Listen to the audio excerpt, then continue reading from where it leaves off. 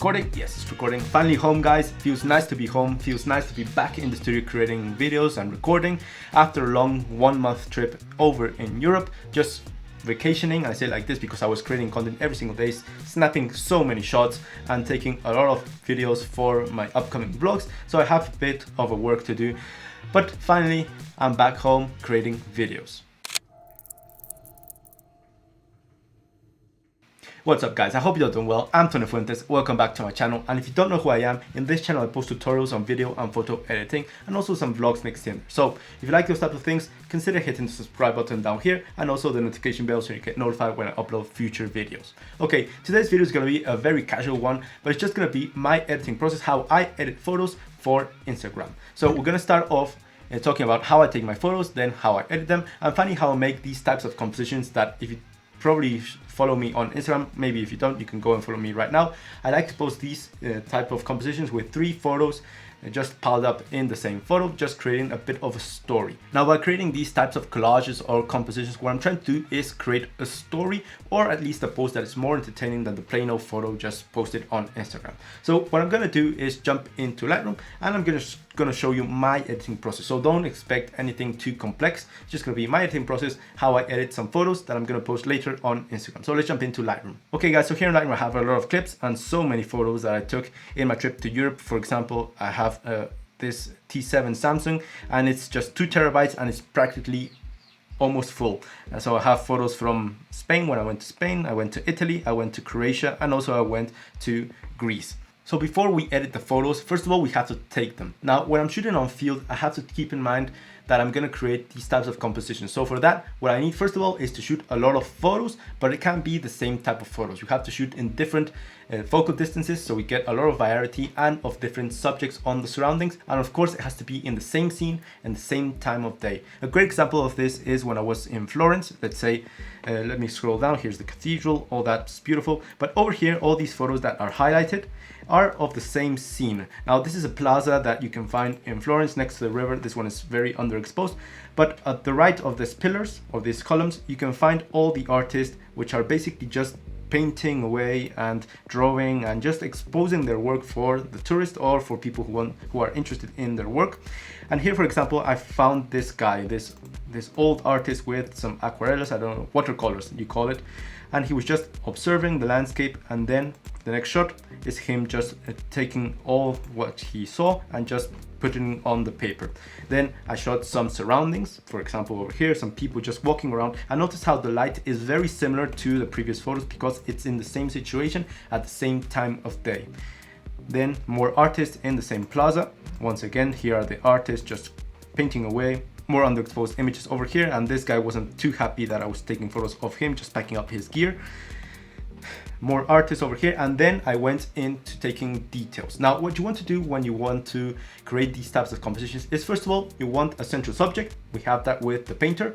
Then you want something very wide, taken with a wide angle so you can capture a lot of the surroundings. And then you want some details. Now, these are the details. For example, how he holds his brush over here, then the watercolors, which are his primary tool. So here you have some details that we can make a composition, then a wider shot or further back where you can see all the artwork and all his stands. So this is a general recommendation when you're trying to create a lot of content. What you want to do is take a lot of shots, whether it be for video or for photo. In this case, if you want to make a composition like me, you have to shoot a lot of varieties in the focal range. You want to shoot wide to capture everything in the landscape, or if you don't have a wide angle, just walk further back so you can capture everything in scene so people get an understanding on where you are and what you're photographing. Then your central subject is going to be another shot. Then you want to zoom in and capture some details so you can tell a better story throughout your photograph. So capture a lot of photos and a lot of angles. So I'm going to add all these photos into a collection, and for that what I want to do is just select them.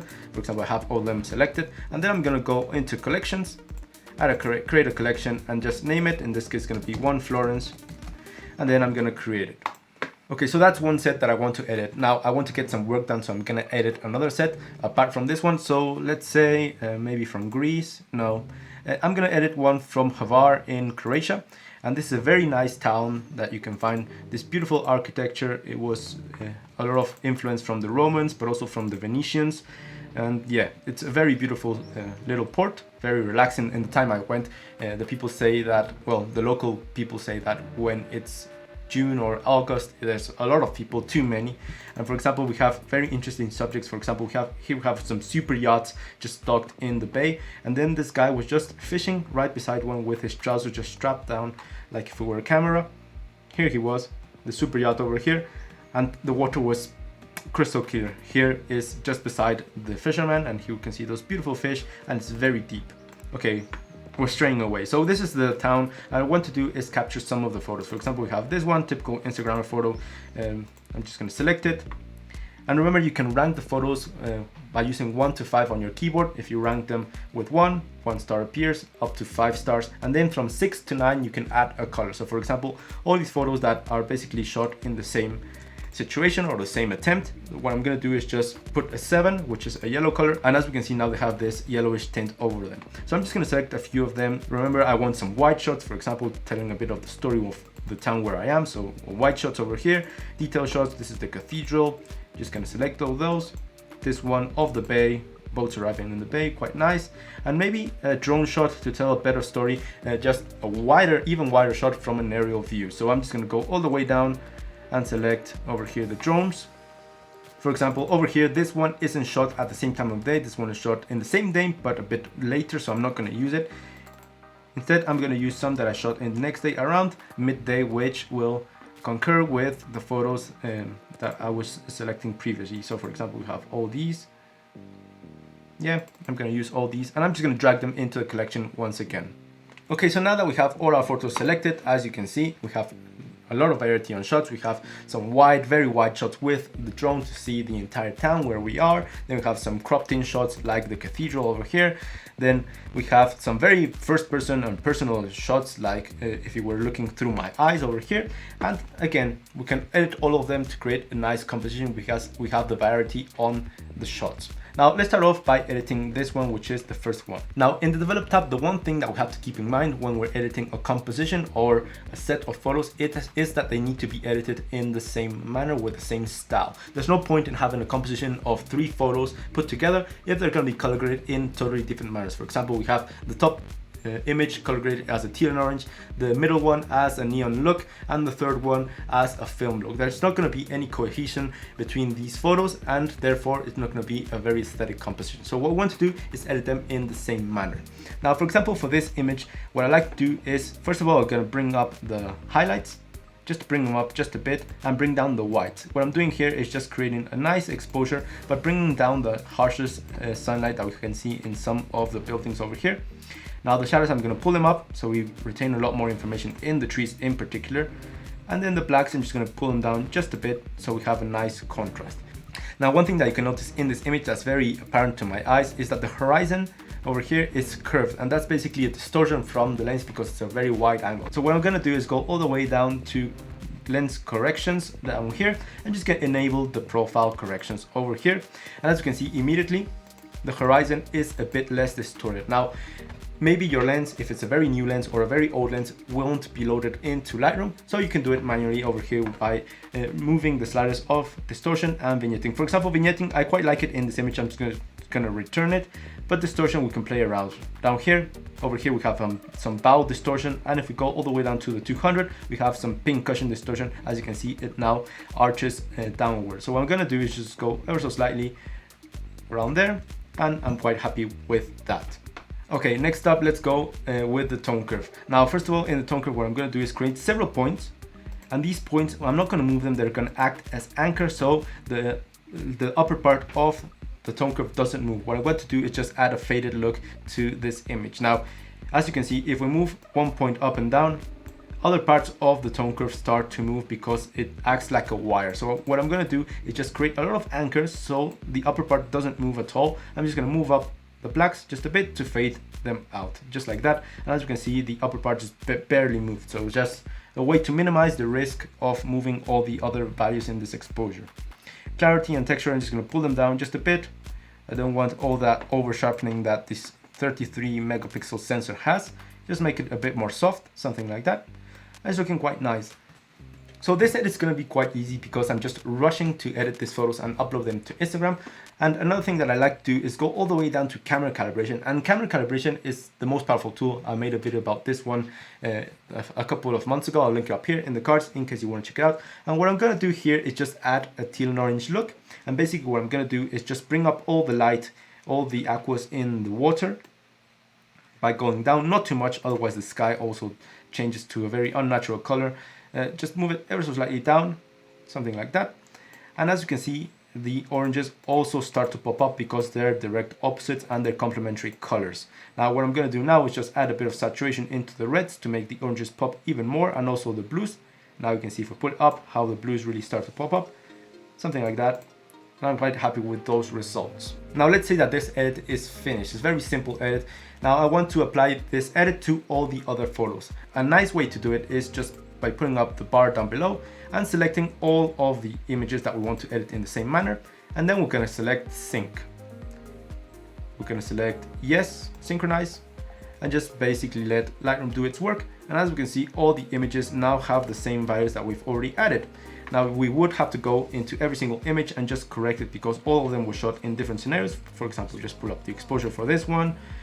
For example, this other, again, pull up the exposure, something like that, guys.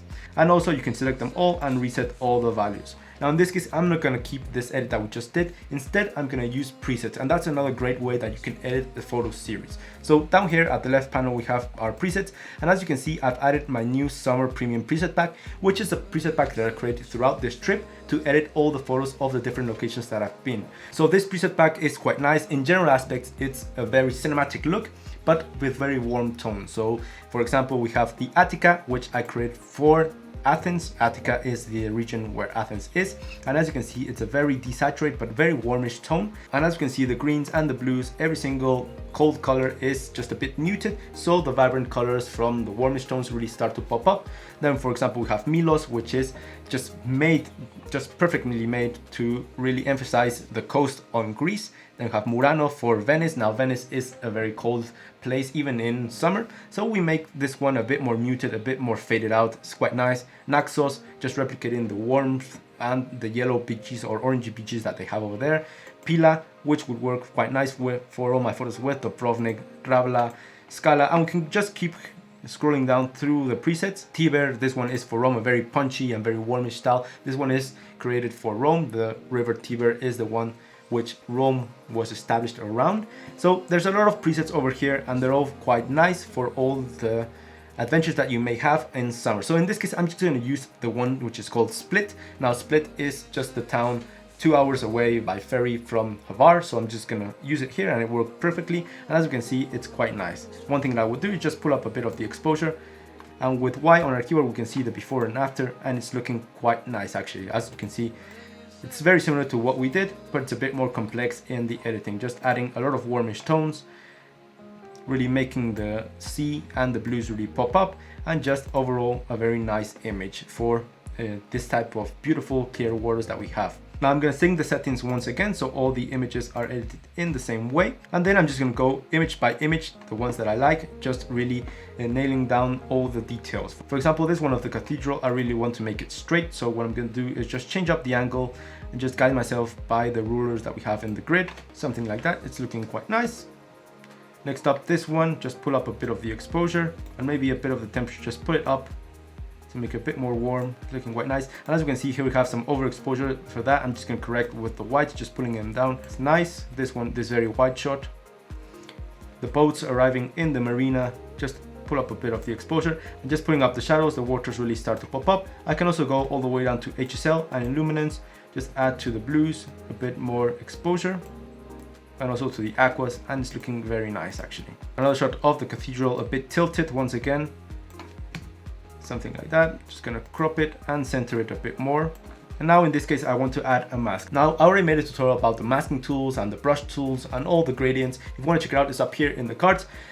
The way you can use those tools to really make your images pop and really differentiate yourself from the competition, and just applying a bit more work to your images. So in this case, I'm just going to use linear gradients right here from the left to the right. I'm just going to add a bit of shadow just to make the image a lot darker from this side where the sun isn't coming from.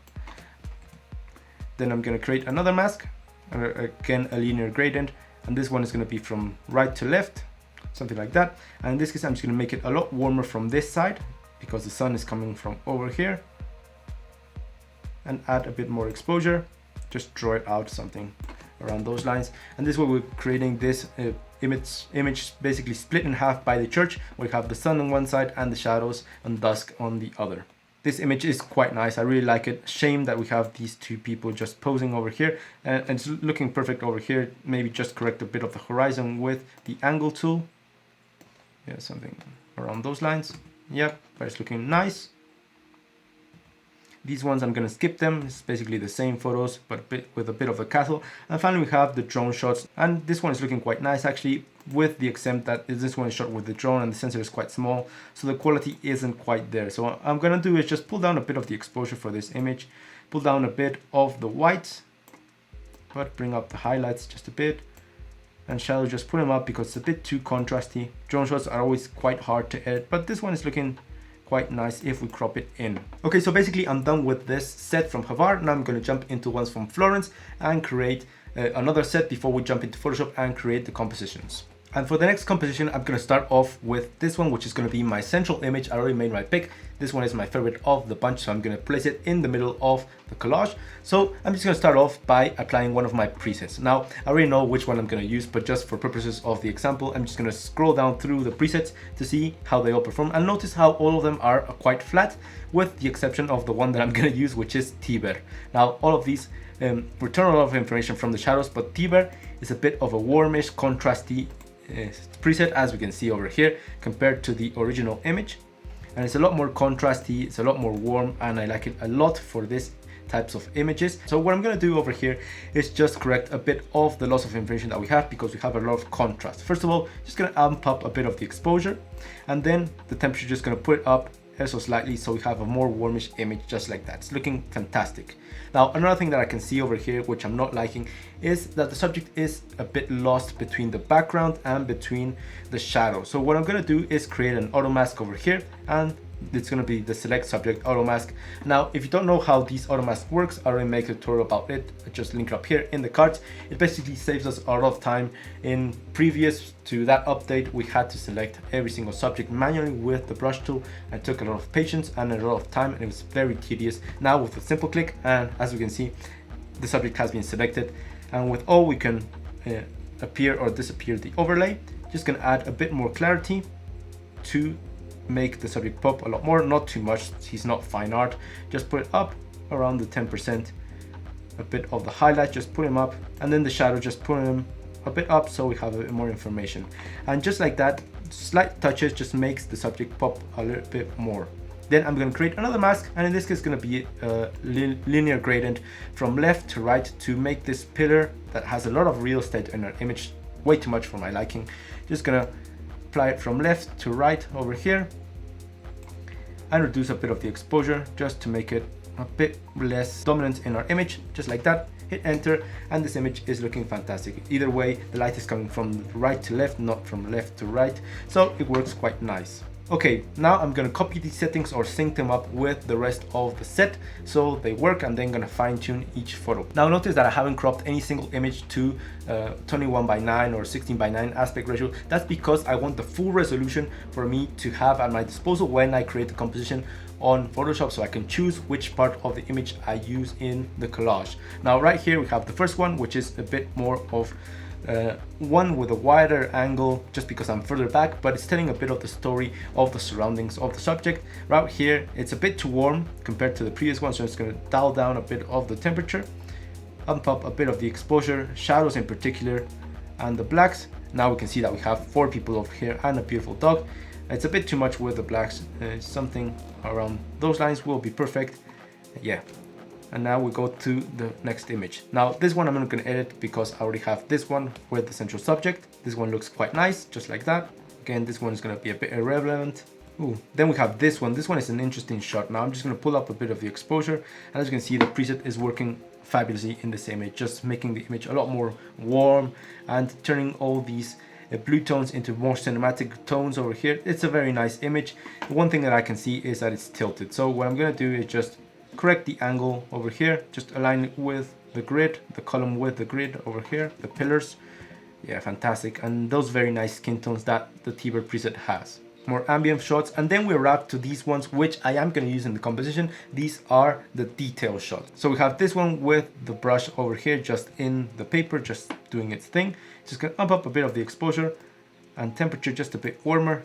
It's fantastic, just like that. This image is basically done.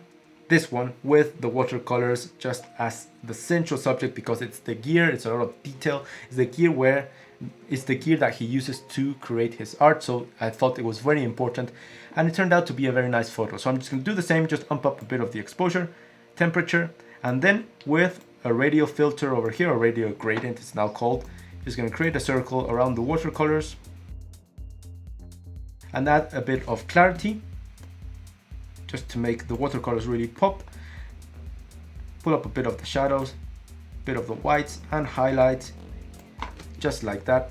And look at that, it's looking fantastic compared to the original one, which was very blue, very dark. In particular because all these images I normally shoot them with auto white balance, because I don't have the patience to change the Kelvin every single day.